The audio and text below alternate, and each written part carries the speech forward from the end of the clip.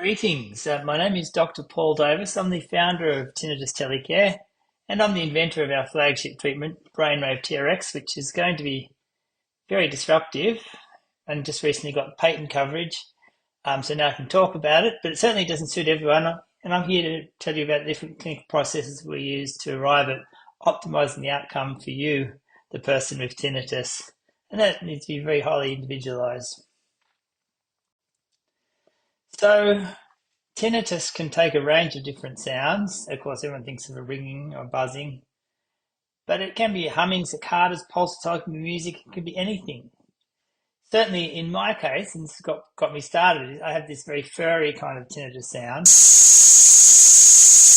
quite loud.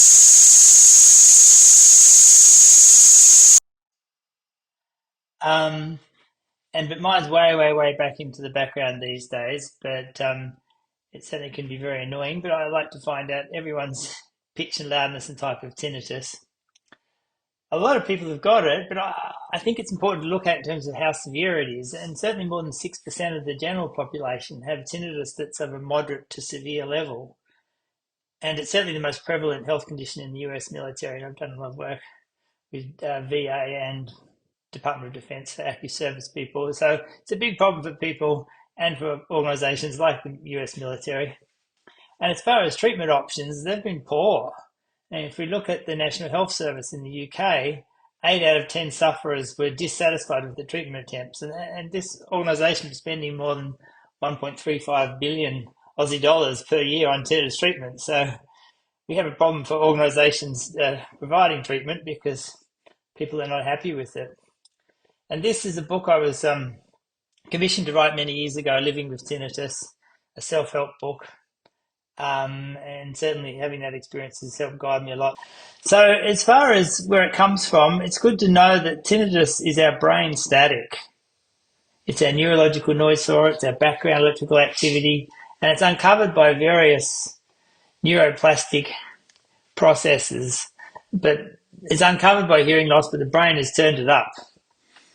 But that's neuroplasticity is what we can also use to train it down. So anything that causes the hearing loss can trigger it, but it's a neuroplasticity that makes it annoying, it makes it intrusive. It makes tinnitus that's annoying very different to some people have tinnitus, it doesn't affect them. And when it becomes annoying, it certainly can interfere with sleep, relaxation, concentration, etc.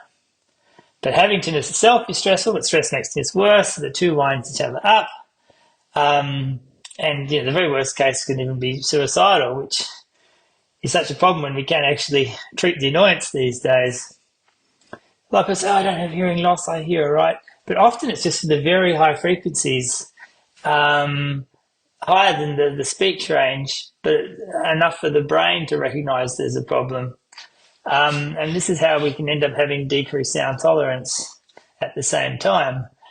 I'm sure many of you watching this have been told, nothing you can do with it, you have to learn to live with it, which is actually making a self-fulfilling prophecy, but we can actually train down the annoyance a lot. We've learned a lot about tinnitus, and I want to talk about some of the latest understandings here.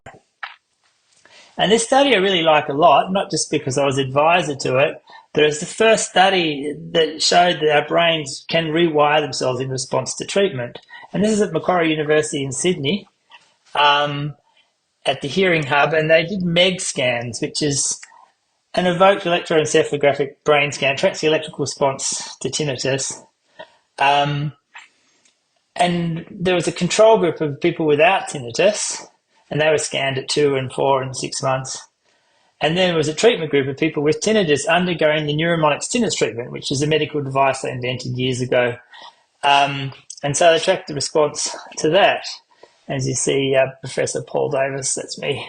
But the reason I've been hypothesizing this was the mechanism, but this is the first objective independent measurement of it. And so this study showed that people undergoing the neuromonic tinnitus treatment, the tinnitus-related activity changed from pre to mid to post-therapy, and the hearing part of the brain, the cortex, rearranged itself. It rewired itself to a more normal activity state. So that was very significant in tinnitus. And these objective measurements corresponded with the tinnitus reaction questionnaire dropping by more than a half. And they all sort of came down at the same sort of rate on average. So that was very exciting to show that the brain was rewiring itself. And also found at a more general level that the intrusiveness of tinnitus at an individual level was definitely related to how much neuroplastic compensation for auditory deprivation had gone on. So how much hearing loss had caused the brain to be starving to sound and try to turn it up. And that corresponded with some other studies, even functional MRI or PET studies. So it did sort of show that this is a mechanism we had thought was hypothesized to be the case as an objective measurement. And more importantly, they showed that the intrusiveness is the clinical problem, and the intrusiveness is the bit we can train down. So because the brain is starving for sound because of auditory deprivation, because of the hearing loss, it's been trying to turn it up. And so we're reversing the underlying cause. And this is why some of the other treatments which don't tap into the auditory deprivation aspect tend to be very inefficient on average. So very important study. So in case you're wondering where I come from, I started with this when I was doing my audiology postgrad at the University of Queensland in Australia. And it's like, oh, what, you can do nothing about it? What, surely? It's just a diagnostic symptom. Oh, this can't be right. And spending time in a soundproof room, certainly noticed it a lot more. I had a bit of wear and tear already from my misspent youth. And so that got me started on this journey, and I've specialised in it for the past 30 years now. I ended up doing a master's and PhD in tinnitus treatment at Curtin Uni. I've gone on to become principal investigator or key personnel on more than $2 million US in research funding, published more than 37 peer-reviewed papers, I've been commissioned to write 2 self-help books, one on hearing loss, run more than 8 self-help workshops, which is always great to really connect with people like that, more than 160 conference presentations, more than 3 keynote speeches, more than 1,000 citations of my work have been listed. So I was in the US for 9 years, ending up at the University of Miami, and more recently I've been back in my native Australia in private practice. Very proud of winning the Best Poster Award International Tinnitus Seminar in Sweden.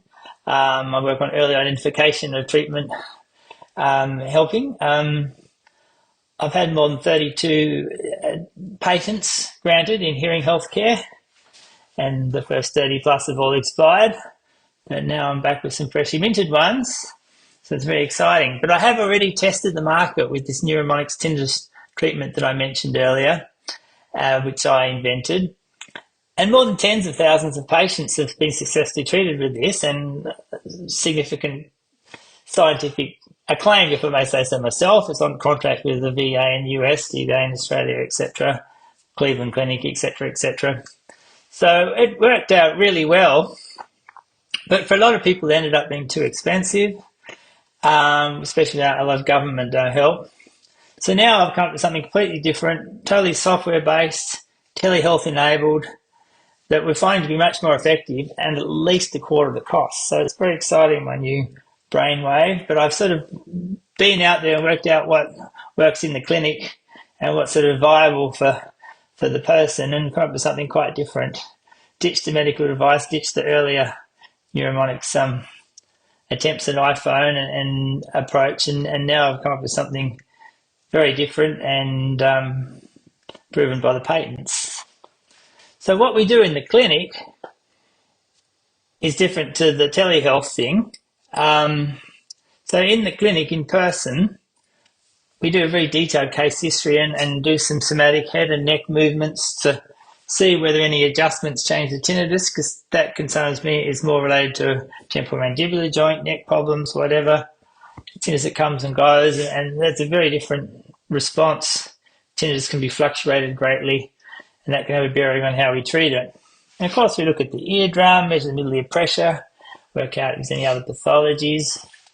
Now, we test your hearing thresholds across just the range of human speech, like everyone else, plus the extra high frequencies, which is very rarely done, except for most true specialist tinnitus clinics have this technology, but we have much higher than even those now. And I like to measure loudness discomfort levels across the whole frequency range too. And I'll talk more about that because that's quite revolutionary, if I may say so.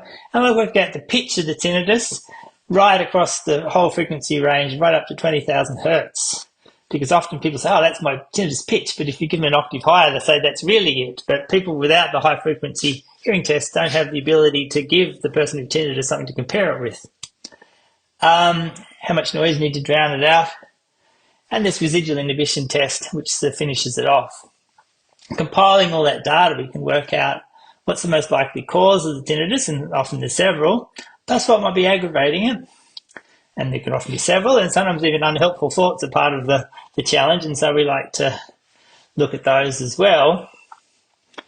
So understand what's made your tinnitus become intrusive, not necessarily that you had it, it's when it becomes annoying, and what we can do to train down that annoyance.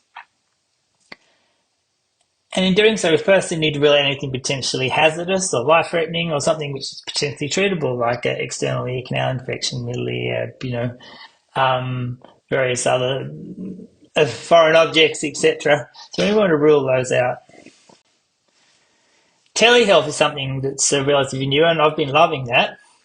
So for reference, I'm based in Byron Bay, which is the most easterly part of Australia, I think about 2.5 hours south of Brisbane, about 10,000 people, but more than 2 million visitors a year. It's an interesting demographic. But with telehealth, we can see people anywhere, at least English speaking. We can find a reasonable time in common. So this has been a wonderful thing to be able to, people can now access true tinnitus specialists. And so we can email out the detailed case history, but you locally have your hearing tested. And usually they can only do it across the speech range up to 8,000 hertz. Regular audiologists can do that, and they can have a look in your ear and make sure there's nothing amiss like that. And then we get together and we Zoom. And I've devised a series of ways to ascertain extra high frequency hearing through Zoom and your loudness tolerance. And this way we can have some comparison sounds for working out the pitch of tinnitus and even minimum masking level if you've already got AirPods. And from that, we can then do case history, and through Zoom, we can get you to do different movements, see what it does to your tinnitus. And again, we can, just like in the clinic, we can work out what's causing it, what's aggravating it, what we can do about it, etc. So the telehealth adaptation's been quite a game changer. So now we've got the data to work out the triage, what's the most suitable approach for the patient. And so assuming we've ruled out any medical options, we've got data on the hearing loss, tinnitus disturbance, and loudness tolerance. And from that, we can work out what to do. And so the first category of people who've got normal hearing. Tinnitus itself is not that annoying, but people just want to get checked out. Loudness tolerance is normal. Well, don't need any treatment. Just having it checked out by people who know what they're doing is comforting, and nothing more is needed in that regard. But the next group of people that hearing is normal, loudness tolerance is low, but their big problem is decreased sound tolerance, especially in the hyperacusis range. And so they're a great candidate for Tinnitus Telecare's Brainwave and coaching, which is sometimes extra help from a talk therapist who specialises in tinnitus as well as us, if needed. So decreased sound tolerance is a different category, and Brainwave works extremely well for that. The next category, and the biggest one perhaps, is people who have hearing that's normal or just for the high frequencies, but their problem is tinnitus that's moderate to highly disturbing. And whether sound tolerance is normal or decreased, they're a great candidate for Brainwave. For veterans, we dispense neuromonics for them, but I've had a couple of veterans get that and got the Brainwave out of their own pocket and loved it. So getting great data to see the improvement there. The next category is people that are not a great candidate for Brainwave, and they're people who've got a hearing loss that's quite aidable. They're a clear hearing aid candidate. The tinnitus itself is low in terms of disturbance. It's just often they're blaming things on tinnitus, which is really hearing loss. And their loudness tolerance is normal, which makes them a hearing aid candidate. Well, hearing aids are the best way to train down their tinnitus. Got the next category where people have got aidable loss, disturbance is moderate to high, loudness tolerance is normal or decreased for brainwave and hearing aids. So hearing aids when they're at work or in groups, and brainwave when they're trying to sleep and concentrate and relax. So you can definitely have the two simultaneously. And then the last category are people that are hearing aid candidates in terms of hearing loss. Tinnitus is a big problem, that they have decreased sound tolerance and can't tolerate hearing aids. Well, brainwave can help desensitize the auditory system so that they become a better hearing aid candidate and later on go to hearing aids, and often even pull them out of the drawer. So that can kind of give you an idea of the way we can use data to work out the most appropriate outcome for each person based on their test results and case history. So as part of hearing aids, they've had a terrible reputation in the past, but they're pretty nifty these days. And they mask the tinnitus by bringing the environmental sounds in to mask internal sounds. Because every time you strain to hear, that keeps telling the brain it's a bad input and tries to turn up the sensitivity. So they can help in the long run. And about a third of the people in the tinnitus population are a hearing aid candidate. Not everyone wants to go down there, but most people find it worthwhile when they do. And certainly the higher end ones have a higher bandwidth, like more of the high frequencies. And I've got data on that coming up, which not only they're more tolerable, it's more into the tinnitus range. And because there's some great data from a study actually out of Australia and New Zealand together, where people's tinnitus was able to mask was normally because the pitch of their tinnitus within the range of the hearing aid. So, but any hearing device is better than nothing. But they certainly need programming very specially to optimise for their cases and loudness, discomfort, and also setting the tinnitus program, including the Oticon sound support, which I'm a big fan of because I invented it 13 years ago and it's hardly changed.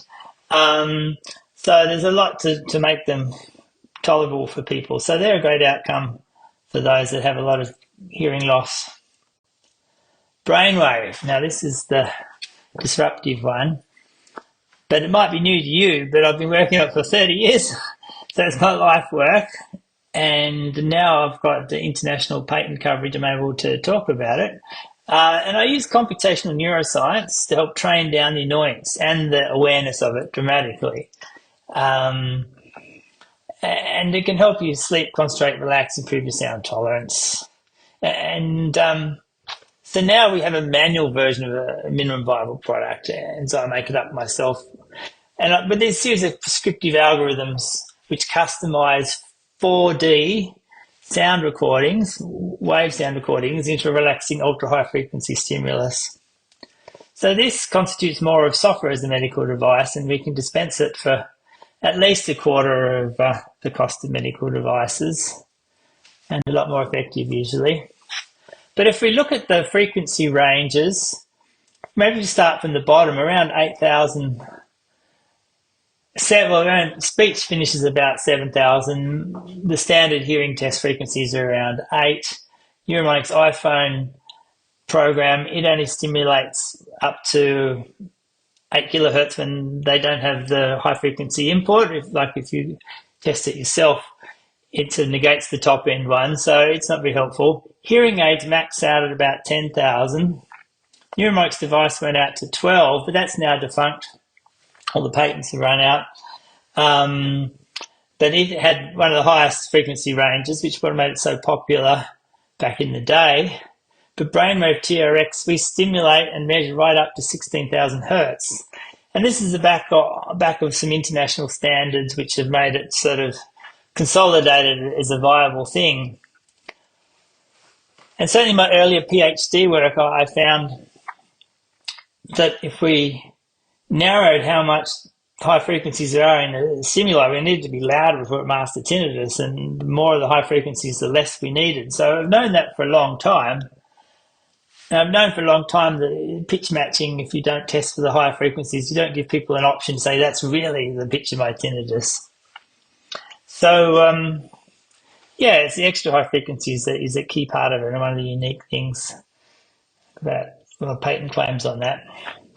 So here's just a bit of a schematic idea of the hearing test results. And each person's hearing loss is very much like a fingerprint. And go through my series of algorithms, which there's a lot of steps involved, to get it prescribed the output as far as frequency response, but then we know to use algorithms to prescribe the output limiting in a custom kind of way. So it undergoes a hell of a lot of training processing. And if we compare the original recording, which is super high fidelity, and then how much of the customized stimuli we need to mask, the minimum masking level, it's a very useful measure. We found that on the first 36 patients, the difference between the original recording and the customized was 8 dB. And if you consider around that part of the speech range, around 6 dB is doubling of loudness perceptually.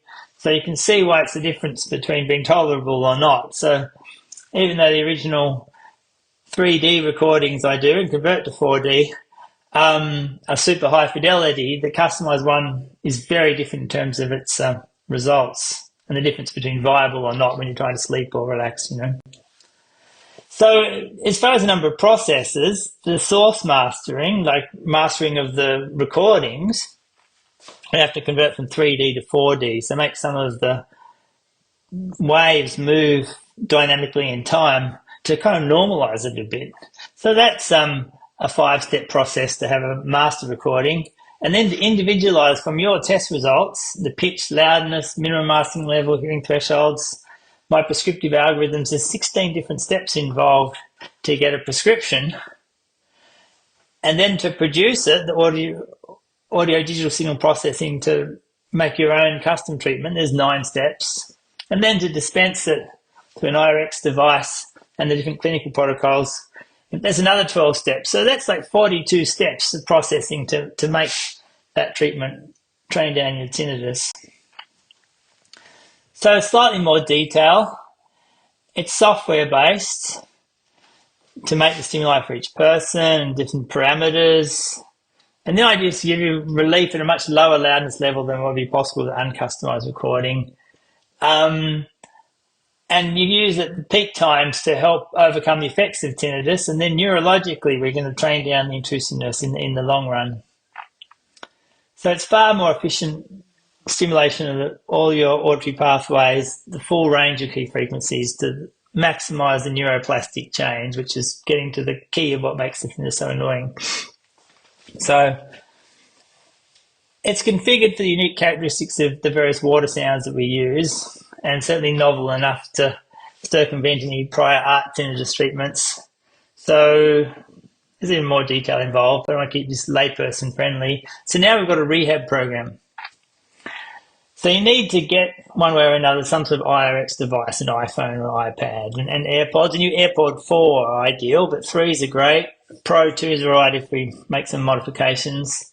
And then we produce a custom stimuli which you reproduce through your AirPods, and we calibrate it to what model you have.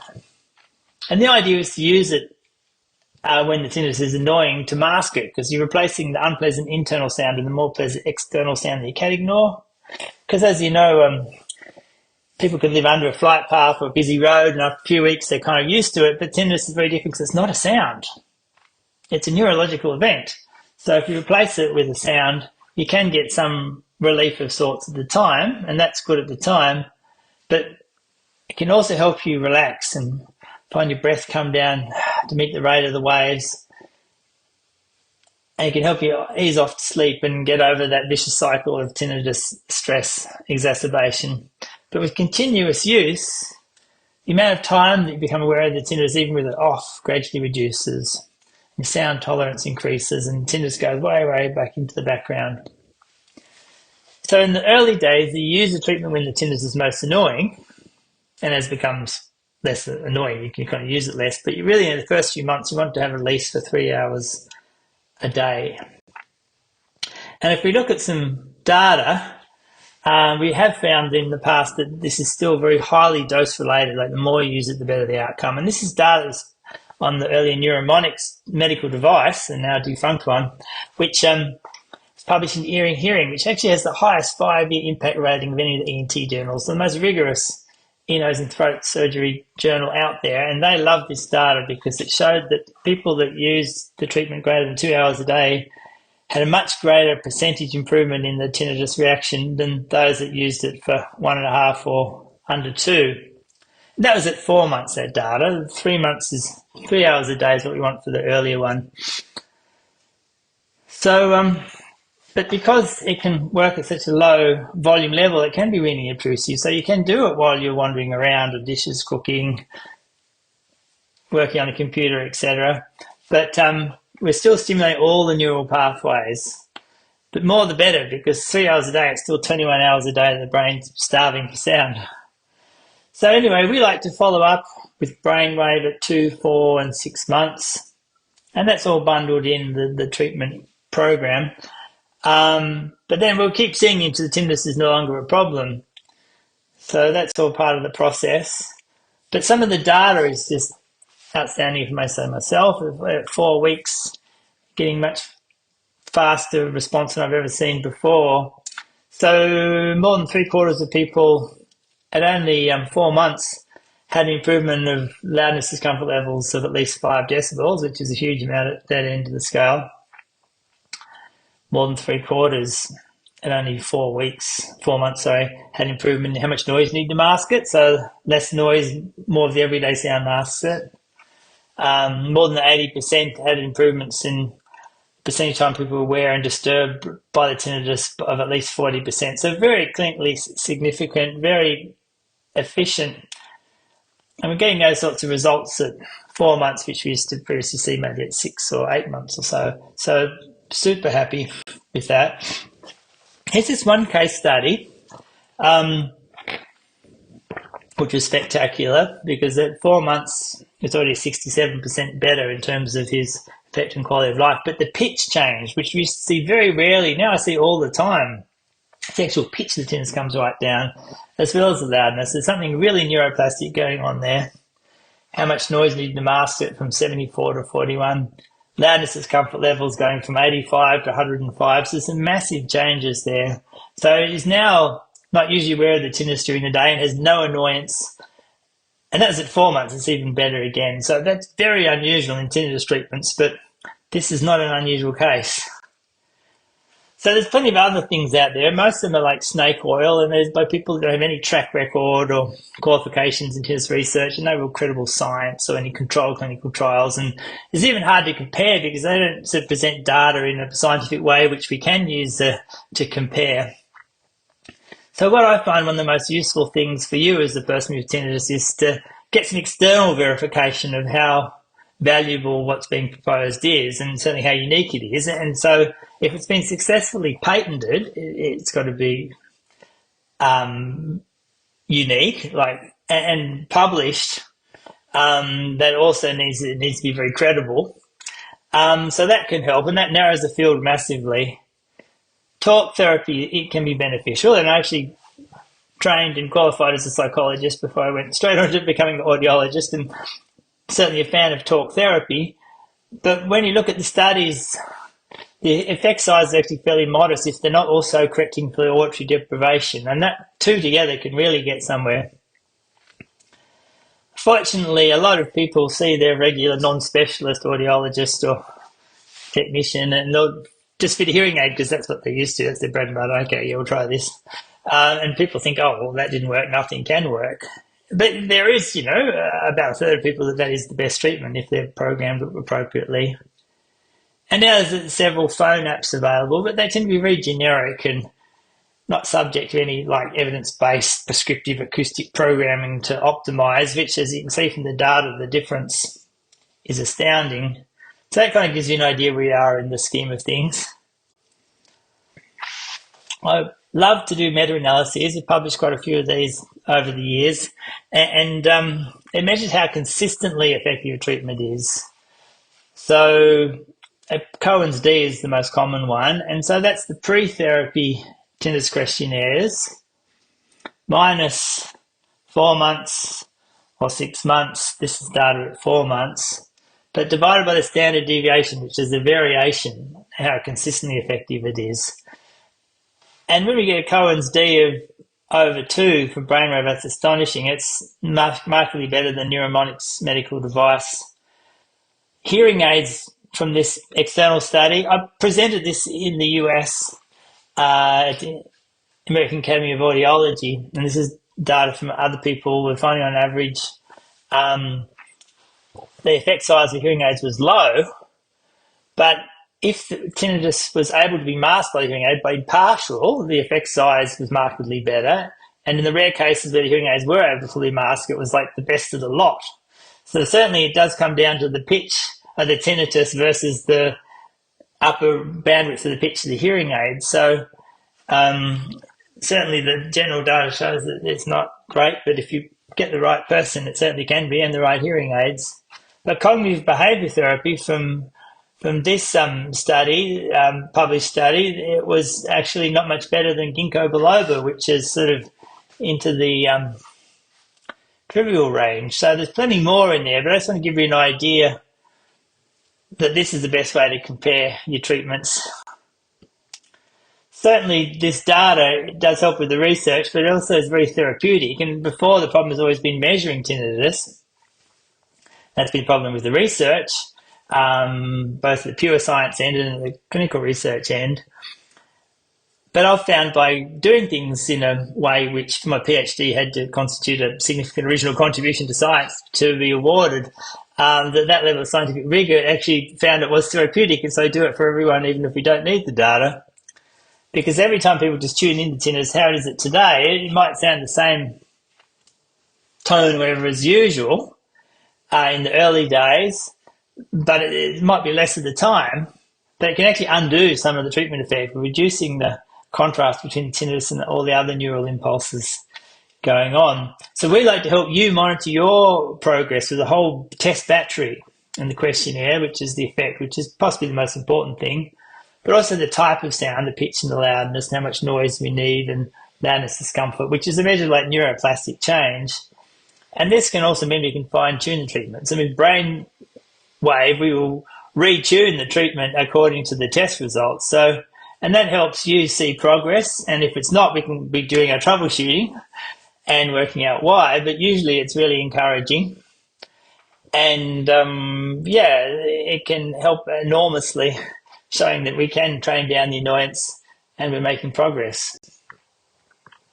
So that's just a bit of a snippet of our processes at Tinnitus Telecare. But we are a genuine evidence-based tinnitus clinic with doctoral level audiologists, and has other people referred to as a centre of excellence, so I'm happy with that. And I think it's partly because we treat each case individually, whatever suits the person according to their test results and their lifestyle and their case history, etc. And we also do some general audiology as well, but tinnitus is by far the main thing. Hyperacusis, which is so incredibly allied. And now with telehealth, we can welcome people from all around the world. And email is usually the best place to start for that. And there's more information on our tinnitustelecare.com as well too. But anyway, hopefully that's given you something to think about. And I look forward to hearing from you. Thank you.